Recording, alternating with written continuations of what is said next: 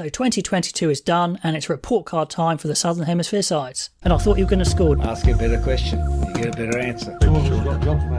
Hi guys, welcome back. So let's have a look at the Rugby Championship sides, see how well they did in the Autumn Internationals. Love to know your thoughts. Starting there with Argentina with that historic win against England. Now Argentina under Cheika, basically hanging tough. It's more classic Argentina really than the ball movement Haguara style. This was a case in point where England had great positions, they couldn't penetrate the defence, get over the line, and then Argentina pounced at the end. That's how they win games. And they would have wanted to have done much better against Wales. They tried to do the same, but Wales wouldn't let them off the hook and actually won quite comfortably. So that's the downfall of the game plan. If you don't fire too many shots, then you're going to struggle to win games against sides that play well against you. Scotland, that was an exciting game. Argentina actually did really well with 14 men, but again with 14 men because of the red card, it was going to be too much against a Scottish attack on fire, Finn Russell in the form of his life. Now on to Australia, a real up and down tour, so many tight games. Started off with a tight win, showed great character against a dangerous looking Scotland. Then a real dispiriting loss against France, again by a point. Goodness me, what a roller coaster. Shooting themselves in the foot with their discipline and consistency, they're the buzzwords for them. And then another word, complacency, probably came in against Italy. I think they thought they were going to be okay, and Italy scored some cracking tries. Well done Italy, the likes of Capewutsu again on fire. An historic win for them and an historic loss for Australia, but again, just a point in it. And then only 3 points in the next one with a loss against Ireland. Again, discipline a big problem, but good to see the likes of Big Will Skelton back. The new winger, now Aquana Tuwezi, is looking really, really good. So some positives there as well.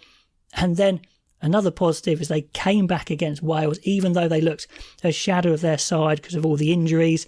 They managed to come back somehow and win 34-39. That was amazing with some individuals. Again, now Aquana Tuwezi, Pataya, Samu McDermott making a big impact in that game. And they have a well-earned break for sure, do the Australians. Then on to New Zealand.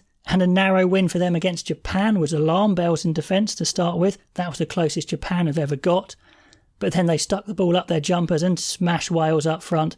A powerful display of what their pack can do. Then against Scotland, they were on the ropes for most of that game, but they do win 23-31. In the last 15 minutes, they came to life. Scotland should have put them away, but fair play to New Zealand, showed good character if their defence again was a bit porous at times. Then a dispiriting draw against England, despite smashing them for 70 minutes, never looking like losing until then a crazy last 10 minutes where they took their foot off the pedal and got a yellow card, and England roared back with 3 tries. Pretty crazy stuff, but consistency and concentration is their takeaways from this tour for sure. Now for South Africa and some really tight games again. I mean, World Rugby's in a great position where so many sides are close.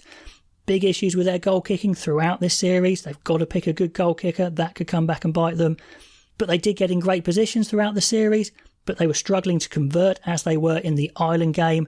They really got in lots and lots of good attacking positions, but didn't have a lot of ingenuity to get over the line. Ireland defended well and got away with a close win. And the second game was pretty similar. A very strong, powerful display from South Africa in great positions and just not doing enough when they're there. So that's definitely an issue for them. Then they took their frustration out on Italy, who are on the back of a big win against Australia, and put them in their place, 21-63. That was pretty exciting to watch.